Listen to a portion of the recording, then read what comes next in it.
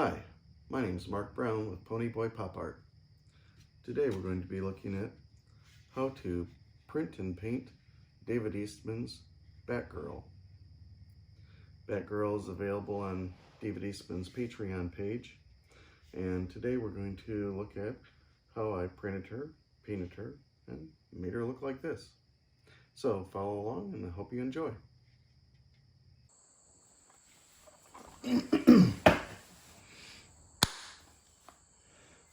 So today we're going over David Eastman's BatGirl.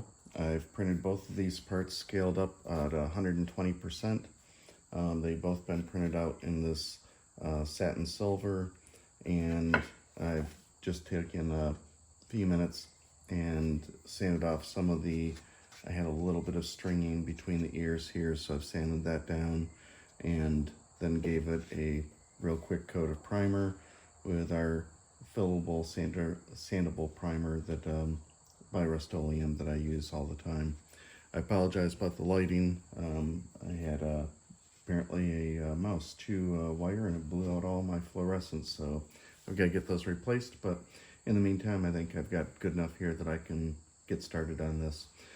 I think I'm going to leave the base in its raw form. I really like the look of this silver, and obviously though, BatGirl wasn't going to suffice like that, so we're going to get her painted up, and in another video separately you'll see also Commissioner Gordon I've got printed out in the same filament, and will be, if you want, you'll be able to check on that one. But what I'm going to do now is we've still got some stringing here that became more evident once I hit it with the primer, and some people question, why do you sand after priming?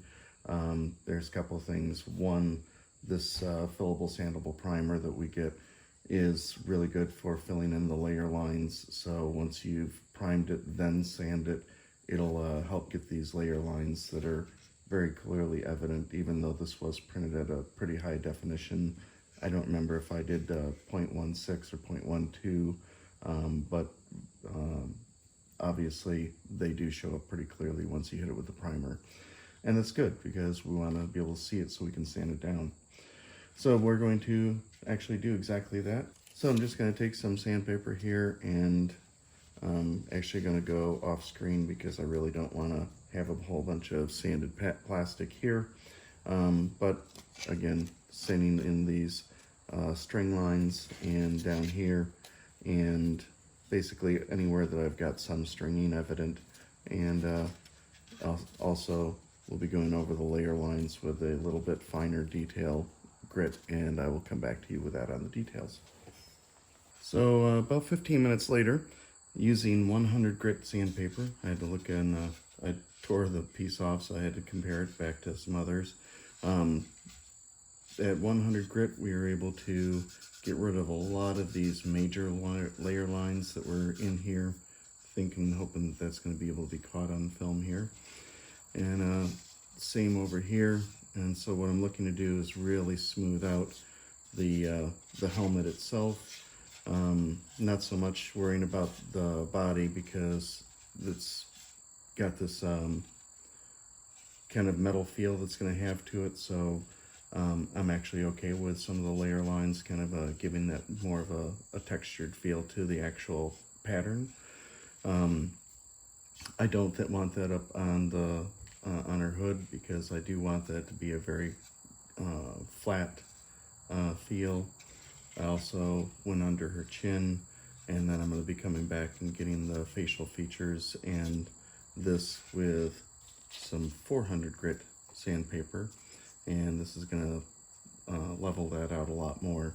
But first I'm actually going to hit this one more time with the filler primer, and that's going to help smooth out a lot of this stuff that I've already got sanded down, and then we will then hit it with our 400. So again, just because I missed this on the initial run, we're using the Rustoleum 2-in-1 filler and sandable primer. This is just awesome for all of your 3D printing needs. So just shake it up a little bit, and then we're gonna give some light passes over the entire model.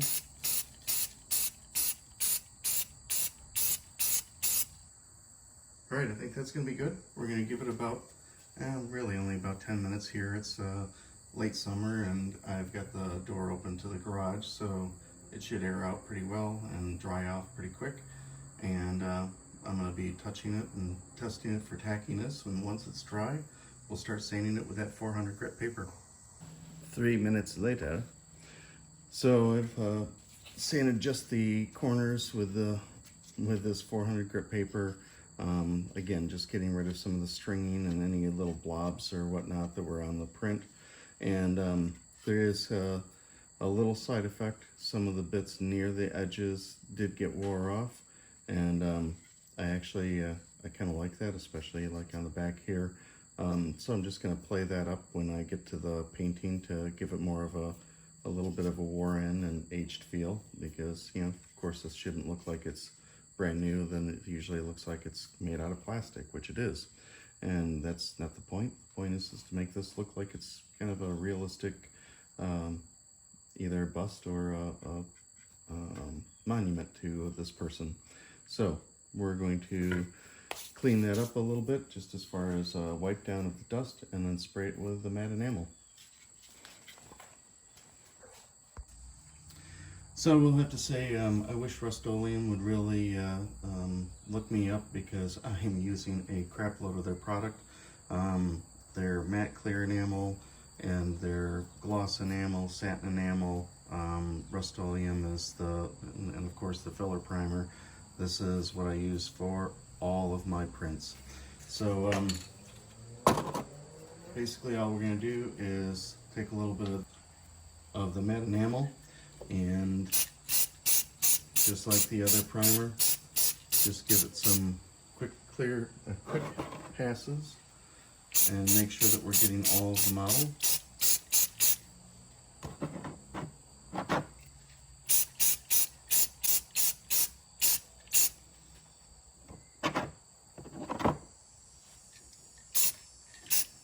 And we're good. We're going to let that sit. Again, probably for this about 10 minutes.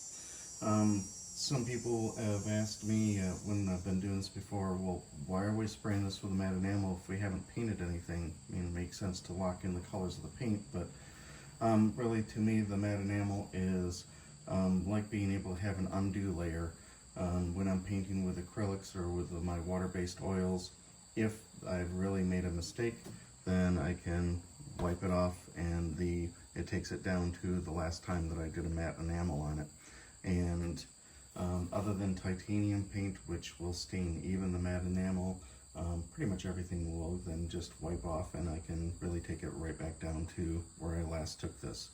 And so that will give us the ability to not actually stain the silver in this, and also the matte does help fill in some layer lines as well, and that's the whole point of the matte part, is flattening out the light. So we're going to let this dry and go back and check on BatGirl.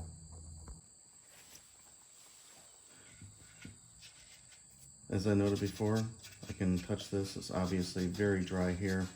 I really would have liked to have waited or cut it a little bit earlier, because with this, and I'm hoping to be able to show this here, this filler primer is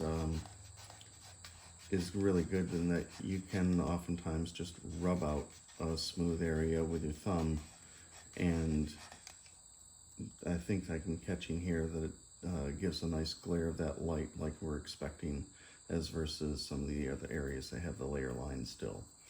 So that's what we're going to use our 400 grit for, is to get all of the smooth back out, smooth out her face so that it is, you know, baby butt smooth, as we say. That's going to take more than just the 400 grit, but that's where we're going to start. And maybe do her hair as well. You want to smooth out her hair. But other than that, I'm not going to worry about the cape. I'm not going to worry about the metal here. So basically, from here on up.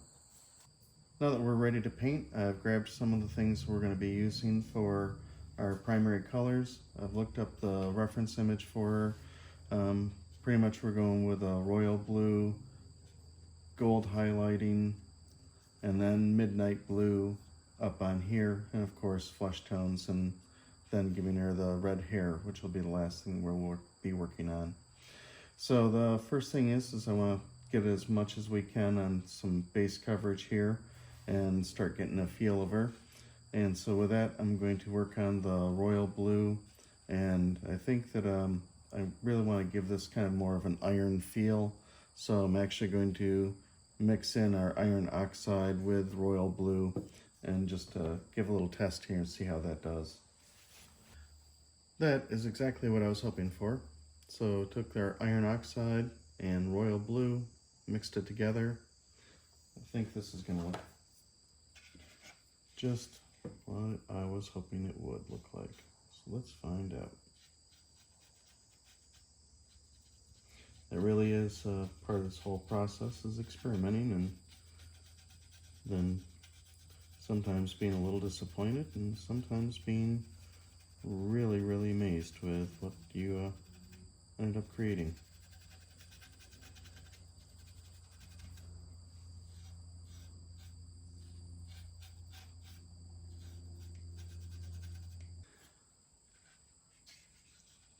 I've got the majority of her painted the royal blue here. I also took the point of painting what would be contiguous to the royal blue areas on the bottom side of the bust. Do pay attention to that. It's really off-putting when you're turning a bust around and looking at the back, and all of a sudden you see the whole back is completely unfinished. When it's the same color, it becomes more natural and your eye doesn't go there. And that's the whole point. You don't want your eye to be taken to anywhere other than where it's supposed to be. And that would be focused on her. So where I've got at this point is, again, all the base royal blue areas hit. I've done some bleed over, don't care, I'm gonna overpaint those. And what I'm gonna do now is just switch to a finer brush, get last little bits of these cut over areas in, painted in, and then I'm going to make up a midnight blue solution for up on top and for her cape.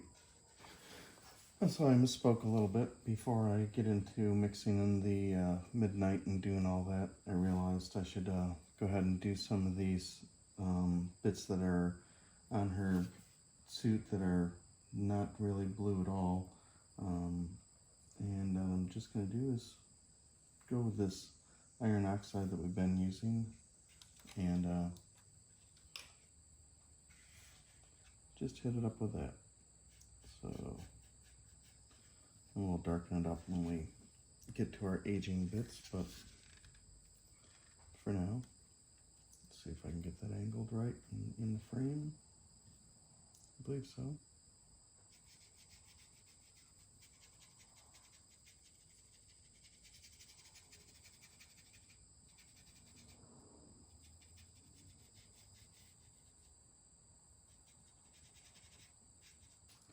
Alright, and once again I'm going to switch over to my detail brush here and get some of the smaller areas in, but starting to make really good progress on getting her to look like her.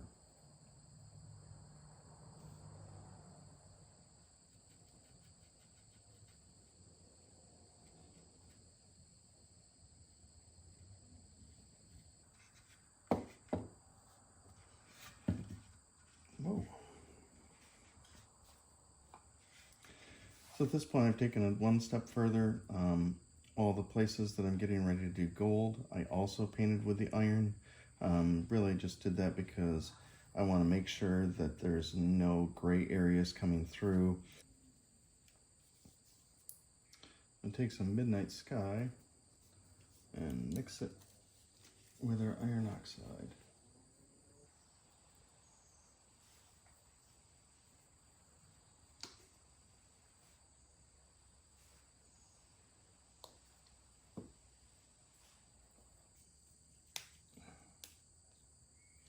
Alright, the Midnight Sky is not quite as dark as I'd like it.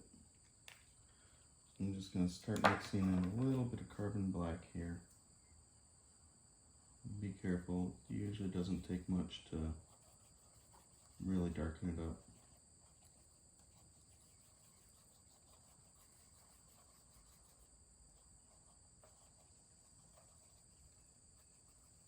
Alright, well, let's give it a try. This one we are going to start on the back, see how it looks. Oh yeah. Super awesome, that's how it looks.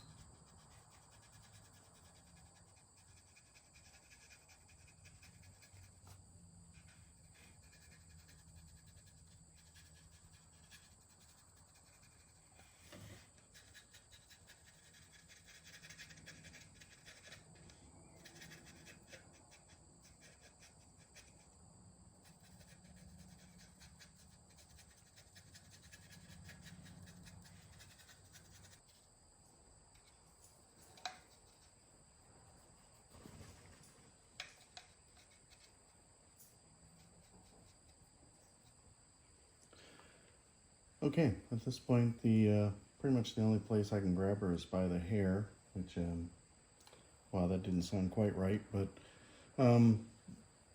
everything else is pretty well painted up. I've got even the bottom here, even out some of the paintbrush lines so that they're not quite so obvious. And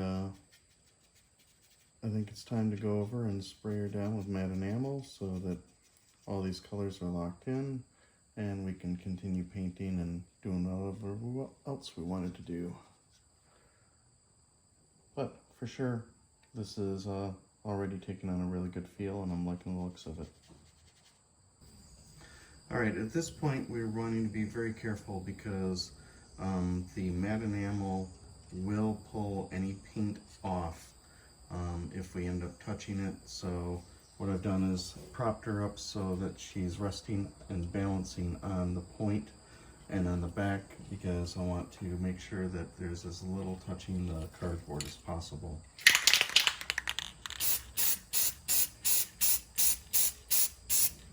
And I'm going to give everything a nice full coat at this point of the matte enamel, even though just standard primer.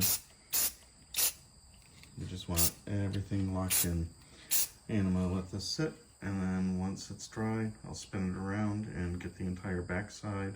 But I do not want to touch, like you might be tempted to just grab hold of her horns, spin her around, and spray paint the back right now. Since you do that, you're going to get paint on the tips of your fingers and pull all the paint off the tips of the ears. So the best thing to do is be patient, let it sit, and come back to it. Now that we've got everything dried up and all, I've looked at it and decided, you know, this is just a little too bright blue. I really want to darken it up before we get to our weathering. And one of the effects that I've seen work before that's giving kind of a cool feel is giving an iron wash. So what I'm doing is taking a little of the Iron Oxide and just adding a lot of water. And I'm going to start with a couple of areas that are not heavily seen in the first place and just go over them with a wash here.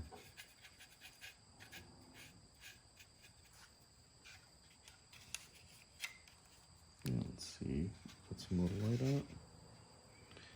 And so that's just darkening it up a little bit, and also adding some more of that iridescence to it.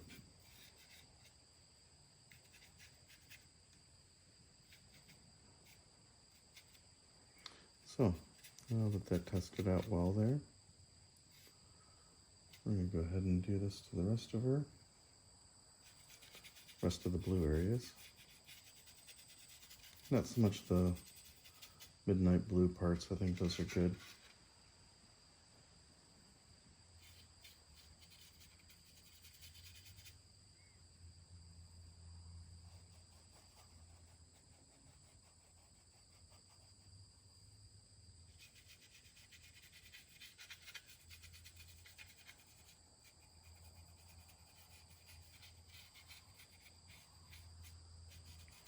It was just something a little too stark about that blue. And even though it had the Iron Oxide in there, I think this is going to help.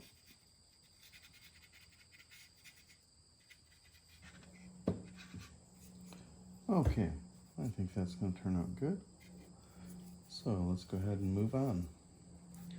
Next thing I want to do is paint up the bat and give her that gold bling where she's supposed to have it. So I had some other gold here and it just did not, was not doing well. So I do recommend the Golden brand, their Iridescent. That's what I've used for the Iron Oxide here and for their gold and their silver before. Great set of paints.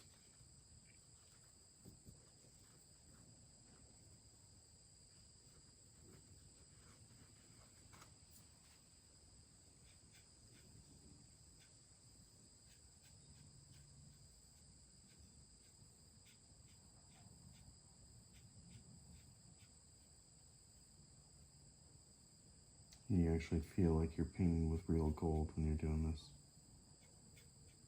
Good stuff.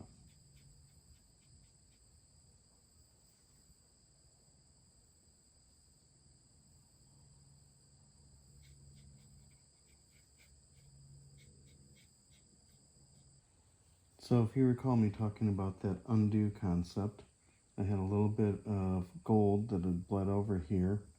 And one thing you can do is try and wipe it back off with a paper towel. And as a matter of fact, here's some extra bleed over. And what I'm going to do instead is take a clean brush, make sure it's clean, dip it in a little water, rub back over that area,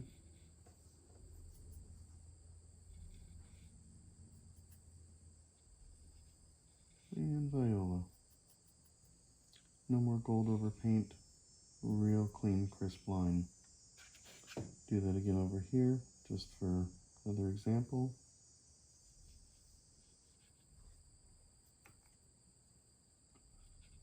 Scrub that brush in.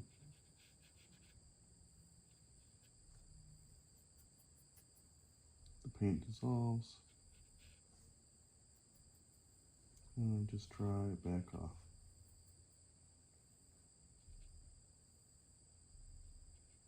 Okay, I think the next thing to do is start working on the flesh and then the hair, and then it's about to go to the effects. So I'm going to just grab some, literally, flesh tone. I don't try and get real fancy and make my own special color or anything. I do go a little on the effects with it, we'll deal with that, but to start, I just go with one that's called Flesh.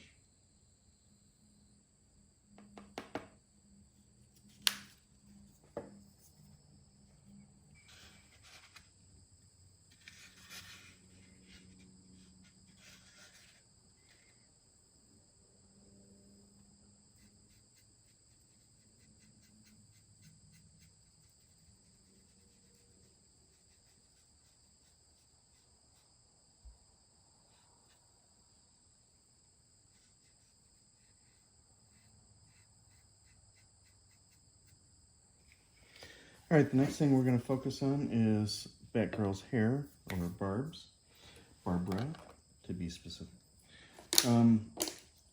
She has red hair, but we are not going to just jump in and start painting her hair red. That is not really going to be effective for painting a redhead, so to speak.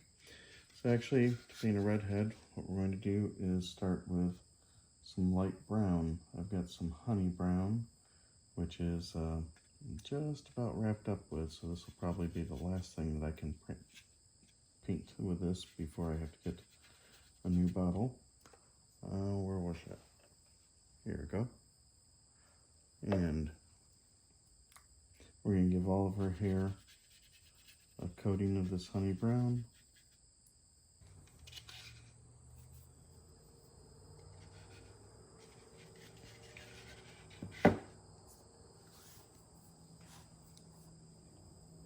that worked out well.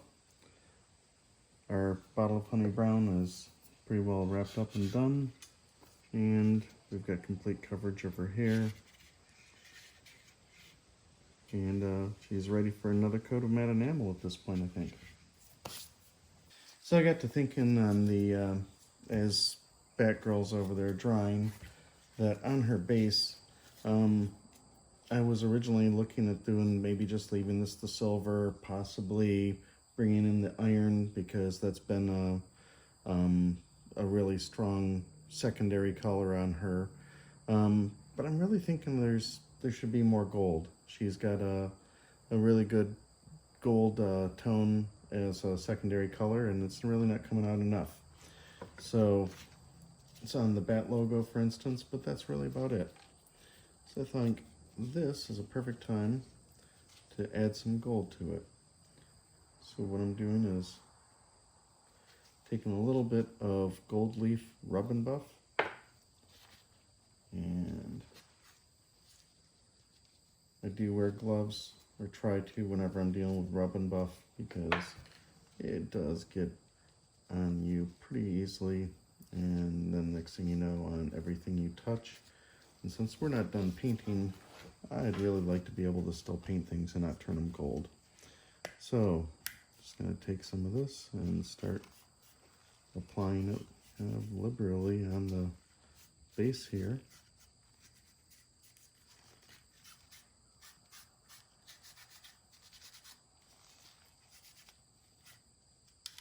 Even on the parts that will be glued over, some of them, just to allow for a little bleed. And next thing we know, once we've rubbed, we buff.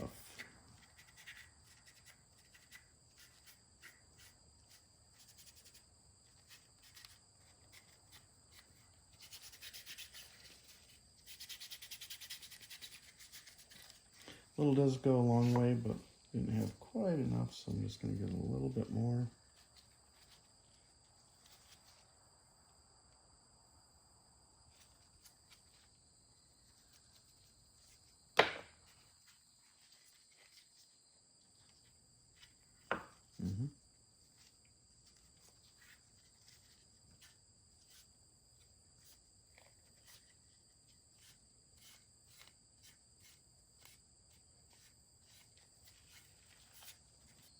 And let's see, how do we do? Looks pretty golden. I would say we're ready to take this over and mat it up. So we're going to continue on her hair. I've still got my thick brush here. I've got some Poppy, and basically I'm going to kind of thin this out, so I don't want it to be real crazy. I don't want it to completely take over on the brown that we've got. So really want to water this out a lot. There we go. And I'm going to start in somewhere inconspicuous and just verify that everything goes the way I'm going to hope it does. Yeah, that's still a little much.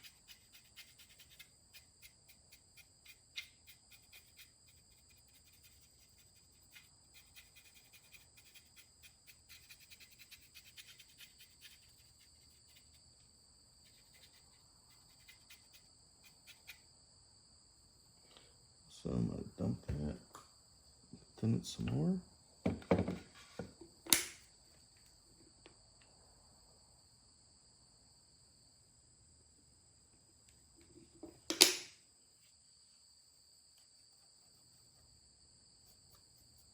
So it was a little heavier than I wanted, so what I'm going to do is use that same technique we used earlier with the gold over paint, and just take some of the water and then bring some of this Poppy back up and out.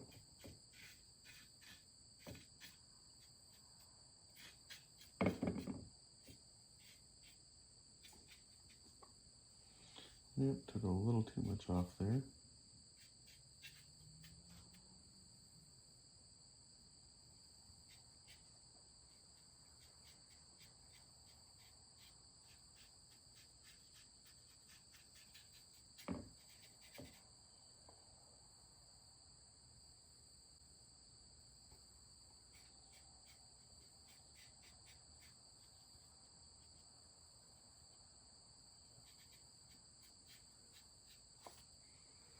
So it looks like I had a little bit where I didn't get enough matte enamel there, and now it peeled my brown back off. So we'll have to be careful with that.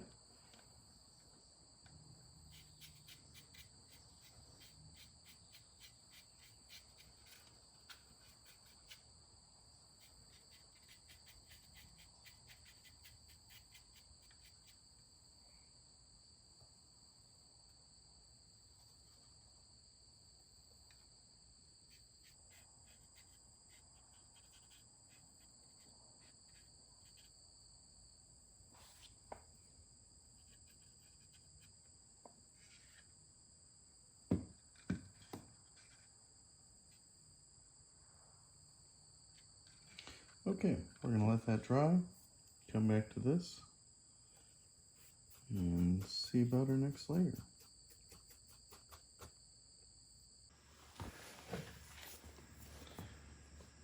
So at this point, we've got everything matted up and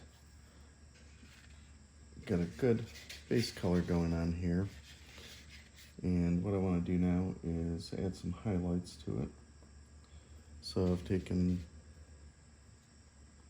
this candlelight color and just doing a little bit on a thin brush here. I'm just going to kind of take the side of the brush and hit some areas.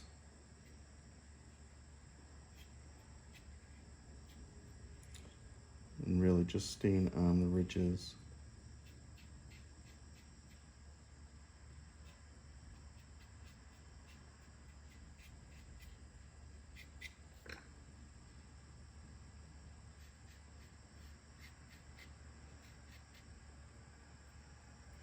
And once I've got it all used up off the brush, I'm going to take it and just kind of lightly spread it out.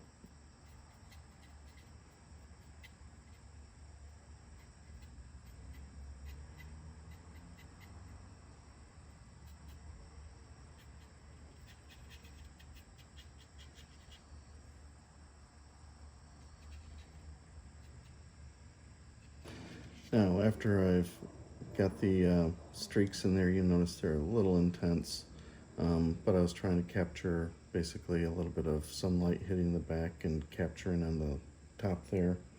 And so now what I'm doing is just grabbing a little bit of the original Honey Brown,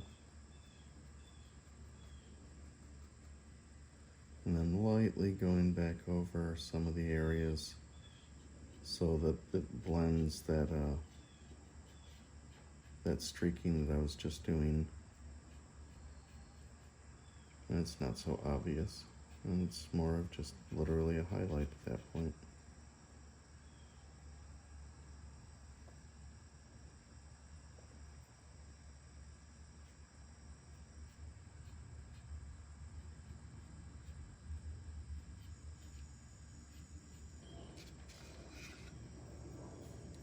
There we go. And one thing is, I noticed that some of that got down in and we only wanted the tops. So if it's in any crevice, paint that over.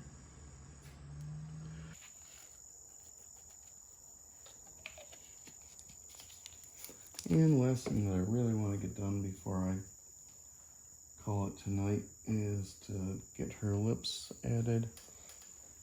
And I'm going to just take a little bit of straight up pink.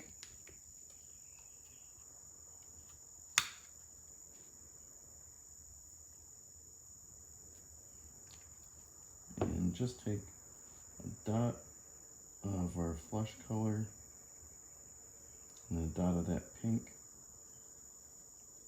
Mix it together.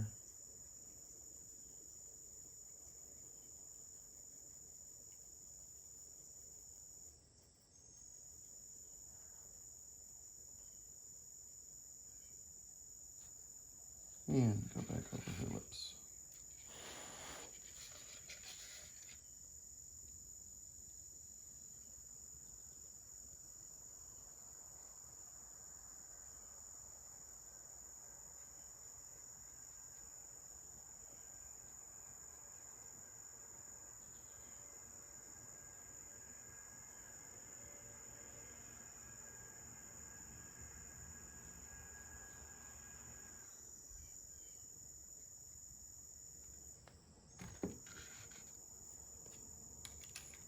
All right.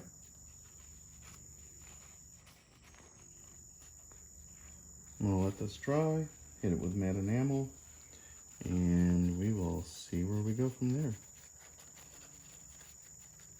At this point, I think we've got pretty much all the base colors locked in, and going to still do a little work on her hair to get it a little more true to color.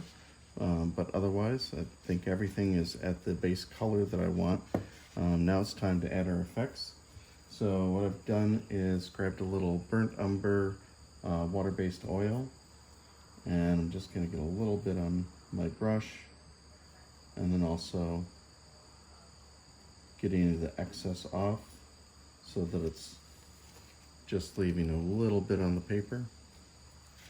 And then I'm going to start to go into any of the crease or crevice lines on the gold and just start dirtying it up.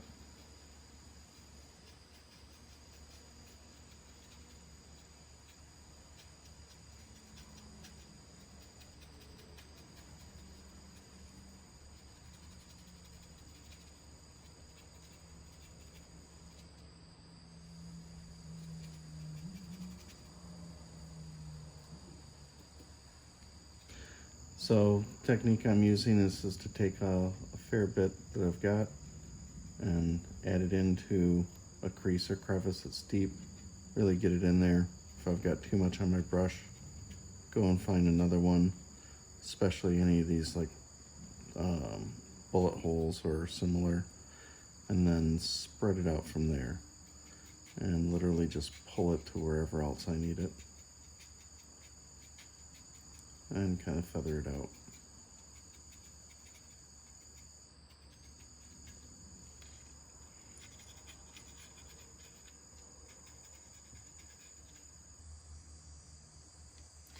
Now, let's take a pause. Look at the gold of the bat as versus the gold of her brooch there, I guess it would be, and their clasp. Clearly, one is a lot more realistic. Maybe a little too aged. So what we're going to do now is take just some dry, clean paper towel.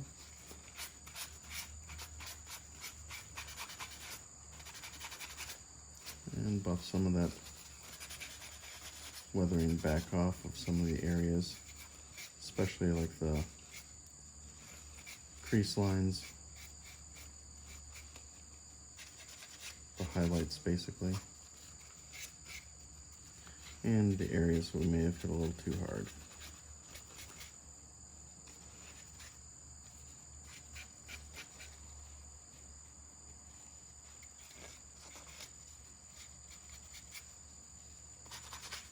I think that's good. We'll keep going. All right.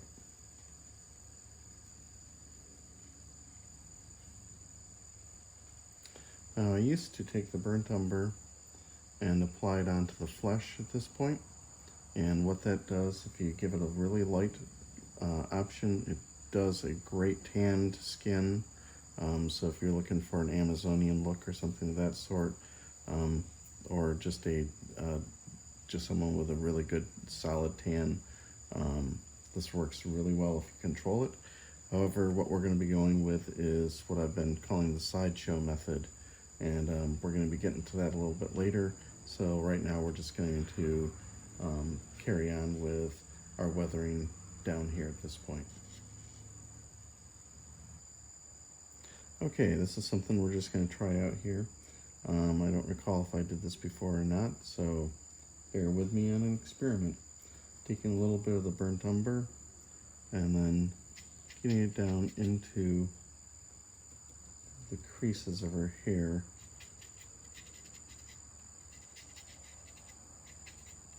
To help get a little more of the lowlights.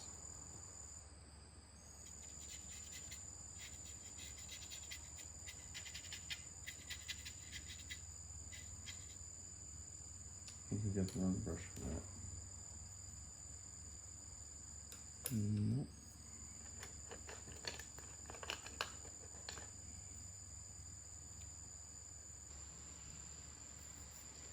So I'm doing two things at the same time. First, I am hitting the low light, so to speak, the deep crevice areas of her hair with this burnt umber. And at the same time, anywhere that there was a tight spot, there's still a dot of gray primer. I'm tapping that with the burnt umber as well to at least give it a very dark color compared to that spot of gray, which is unsightly and catches your attention in a bad way. Little pause for a check. Added burnt umber into the creases on this side. Have not done so on this side. You notice there's more of a richness to the feel, and this is far more flat. And we're going to even that out and then add some highlights later, but right now I'm really liking the depth of feel that the low lights gives. Well, so for an experiment, I'm pretty happy with that. This is where we're at this point. Now, what I'm going to do for another step on this is take our dry paper towel, clean, and just do a quick wipe across. What that's going to do is take some of that brown back off of the crests so that we're back to just having those as low lights. And I kind of like how that came out. I'm going to do this a little bit more up around the front. Down the front there.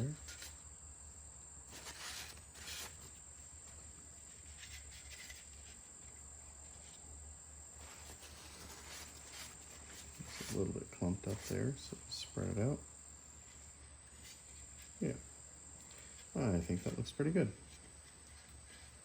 So what I'm going to do now is pull out some black, and we're going to weather up the rest. So now I'm taking some ivory black water-based oil and getting a fair bit on my brush. I'm going to just start with some of these deep areas that I know really should be grunged up, such as where there's a seam.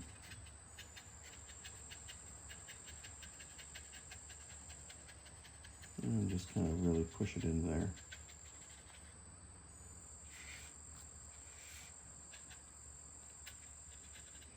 And again, any joins where one part meets another part.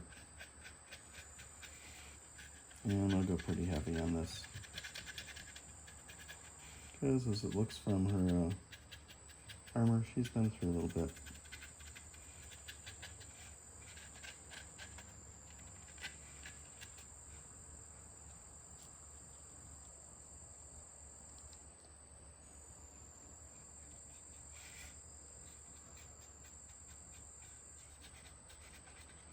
Especially, again, anytime that I see a crack or a divot, just gonna pack this down in there.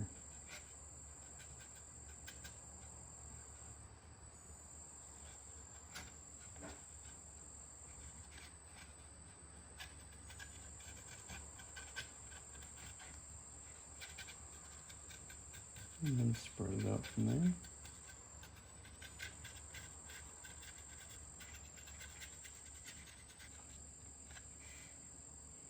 And then, I've got a little too much on.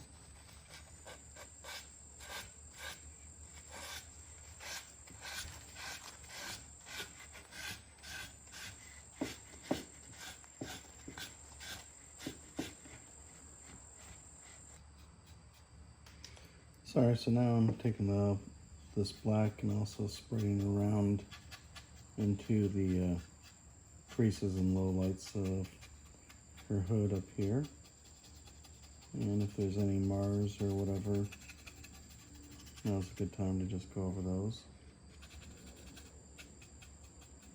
Any imperfections that stand out on you in the paint, go over them with black.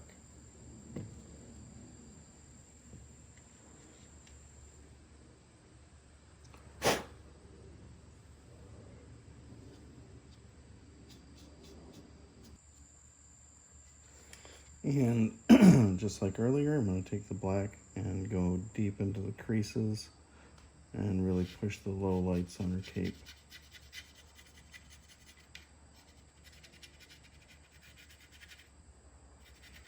And also, anytime that there's paint overrun that needs to be fixed, now's the time to do it.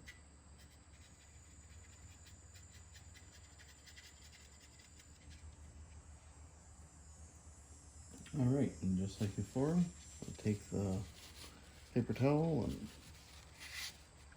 wipe off some of the highlights.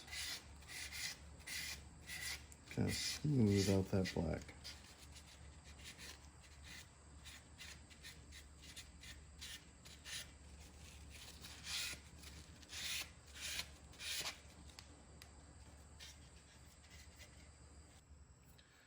Alright, at this point, I'm really liking where everything has been ending up here. And I think what I want to do is work on her skin tones. I'm going to employ what I refer to as the Sideshow Method. And that's simply because I saw two different videos. One Sideshow how to paint Superman, and the other Sideshow how to paint Harley Quinn. I recommend both of them, they're amazing. But what they suggest is once you've got a nice just base flesh tone, to go over it with a yellow wash, and I've got way too much yellow here. I just needed a tiny bit, and thinning it out really, really, really thin with water. And I'm going to get a little more water on there and just thin it out even more here. And what I'm going to do is lightly paint over her whole face.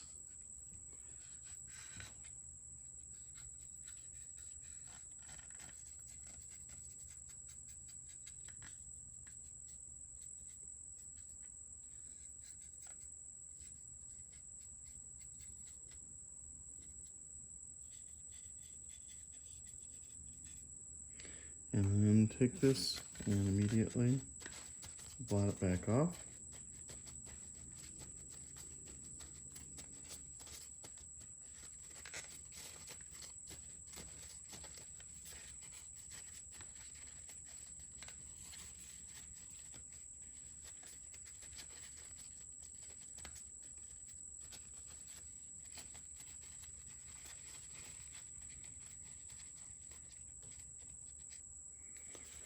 And that is still a little thick in some areas.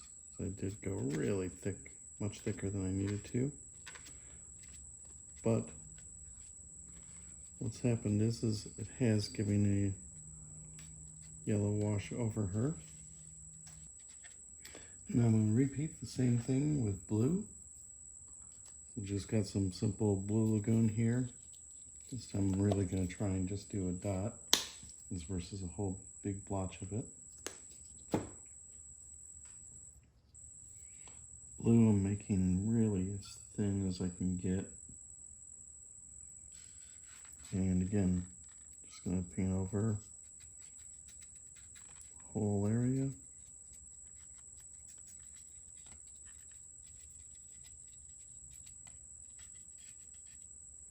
And then immediately go back over and blot it back down.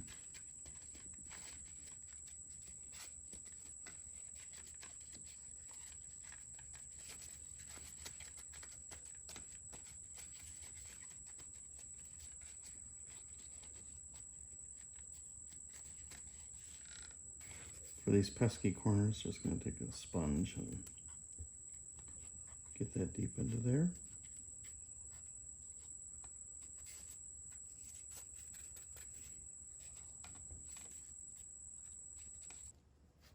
And the last we're going to do is some red.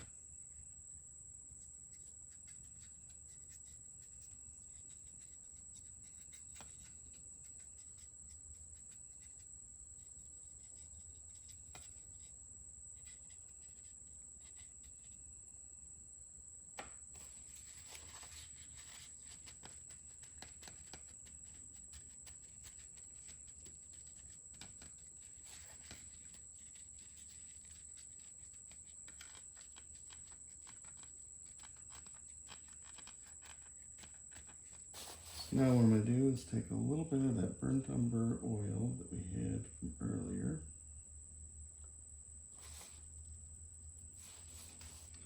And just run it around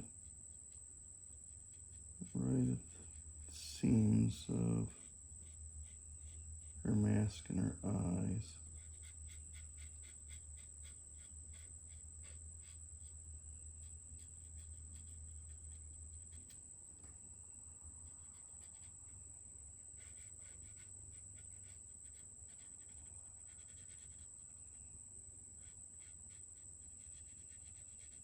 Just to add a little bit of, slightest bit of grime buildup in there.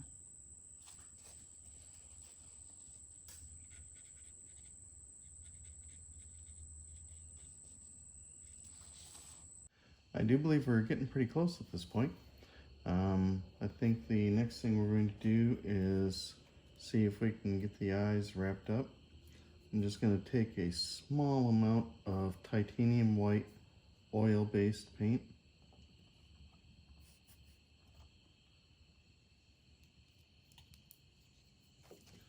And small detail brush. I've personally chosen the concave eye model. Mr. David Eastman gives two different models, the completely flat eyes where you draw them yourselves or draw the pupils yourselves, or the concave where they have already been cut in. I prefer that because if he had an idea of how he wanted the eyes to be done, and where he had the eyebrows set and the face set, well then, who am I to argue, and it makes my life a little easier. So what I'm going to do is take just a small bit of the titanium and again get most of it off of my brush.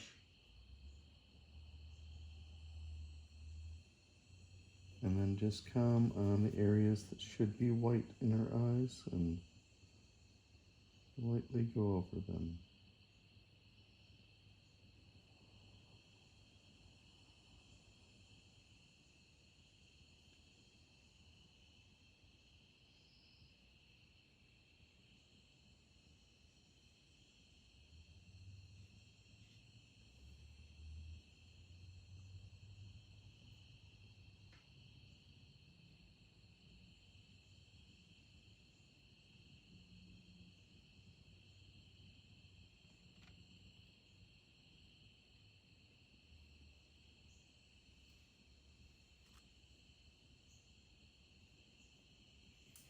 Okay, and now what I'm going to do is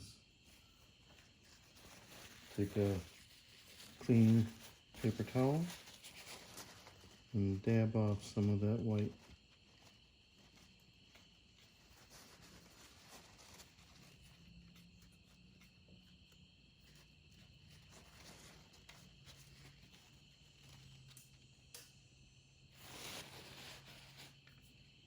Just didn't want it to be too intense because your eyeball's not perfectly white. Last step for the eye here is to get just a dot of acrylic black. As a matter of fact, I don't even need any out there. On the smallest tip brush that you have, and carefully dot the center of the pupil.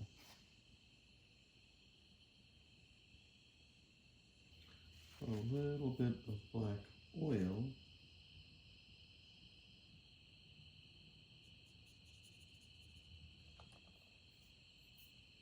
and just give her a little eyeliner, so to speak.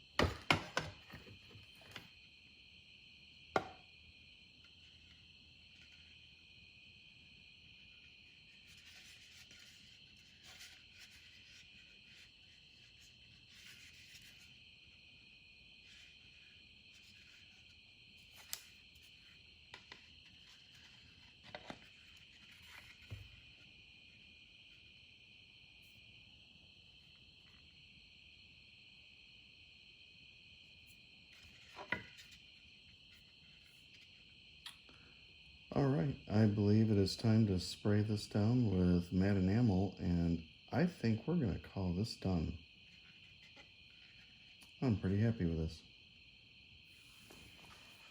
And we'll just wrap up the mount and be good. So, while I just sprayed a little Matte Enamel on her face, and I'm going to let that dry, and then I'm going to go back with some more enamel. In the meantime, I'm just going to grab some burnt umber here and do some quick aging up on the base here itself. So I just really threw a bunch of burnt umber on into the crease there. And now I'm going to pull it out of the creases and spread it out a little bit over this. And as usual, wipe some off. In this case, I'll be wiping a lot off, but and it's got a good look to it, like that. Then bringing it around to the front.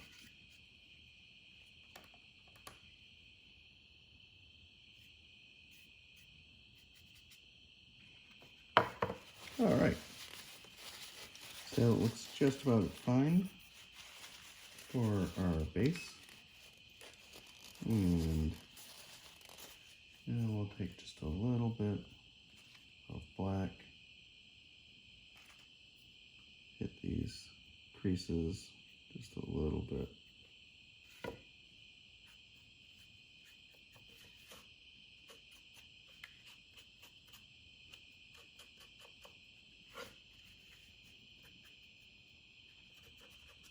Okay. I'm going to take this over and spray this down with Matte Enamel.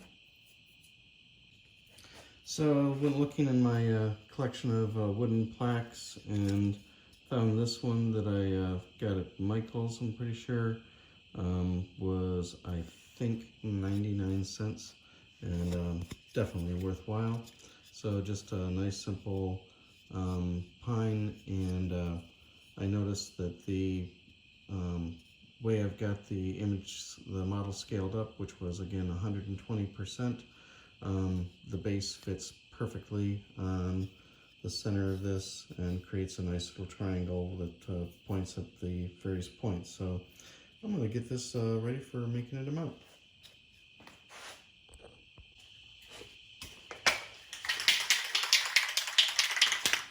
So the first thing I'm going to do, even with this wood, is throw on a coat of primer. You want to do that with wood in general, just because you need to prime wood because it soaks paint up.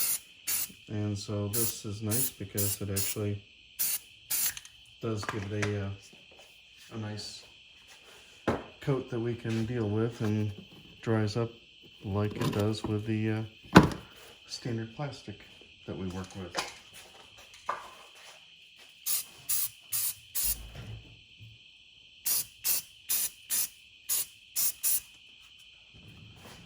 So I've decided what I want to do is give this kind of a stone feel, and at that I'm going to give our base here a flat black.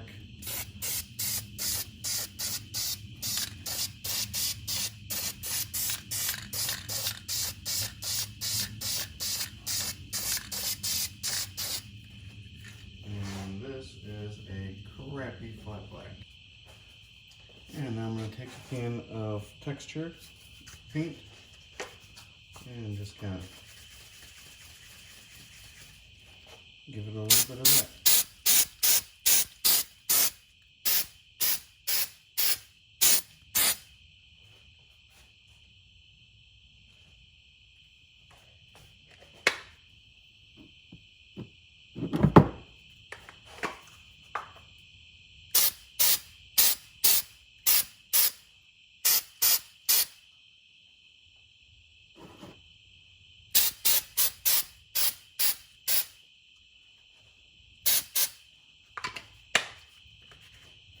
Alright, we're going to let that dry and spray it down with a coat of, you guessed it, Matte Enamel. and then it'll be good to mount. Alright, we're on to the last step shy of cleaning our brushes and taking pictures, and that is finally mounting. So I've got some 2-part Gorilla 5-minute epoxy. This is pretty cool stuff. Just squirt some out.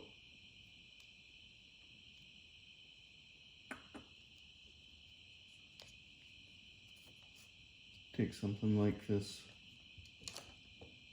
handy dandy stick, mix the 2 parts really well.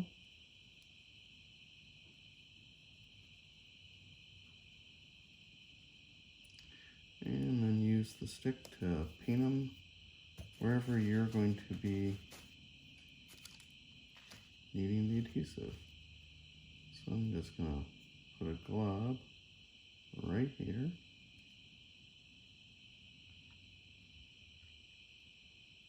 Bring it up all over this mounting key.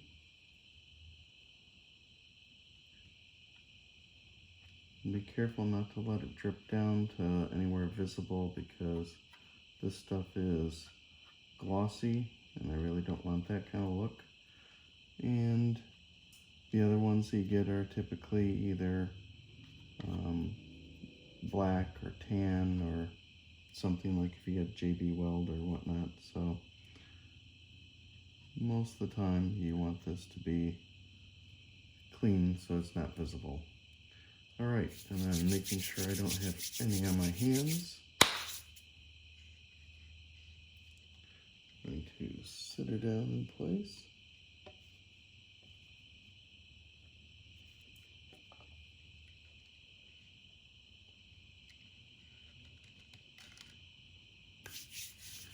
Push it down. Now,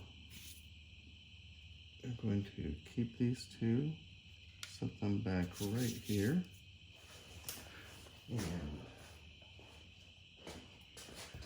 sit her base down.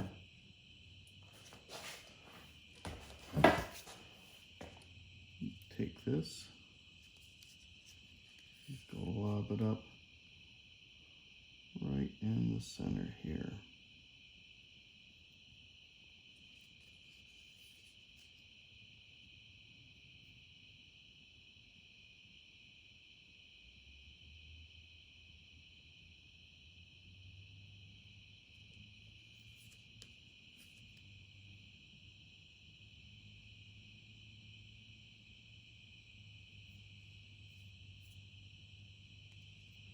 And I'm also going to take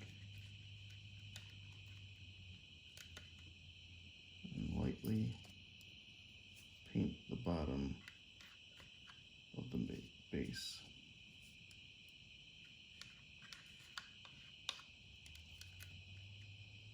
Now,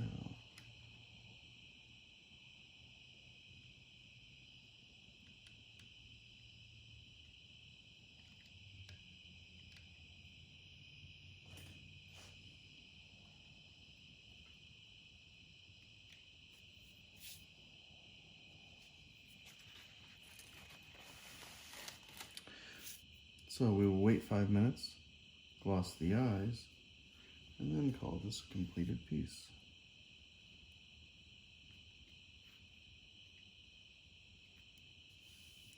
Alright, our last step is to finish up her eyes, and that is with putting just a little bit of Gloss Varnish. And we're going to take just a dot of this, really.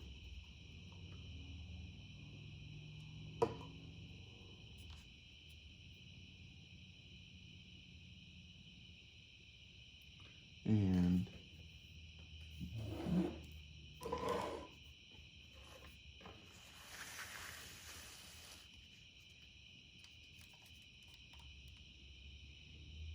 paint her eyeballs themselves.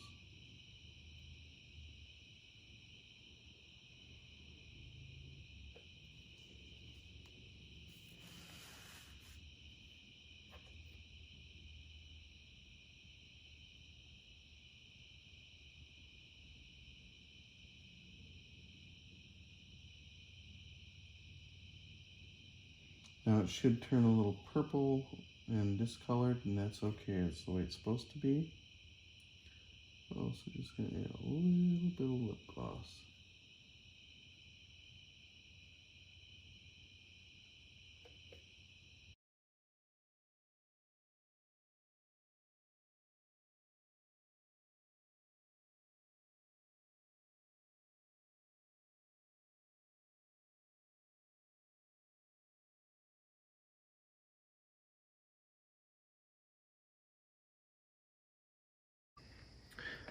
And there you have it.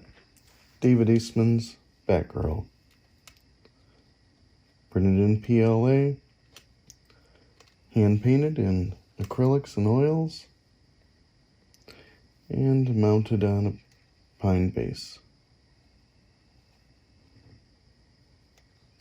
I hope you followed along. I hope you enjoyed.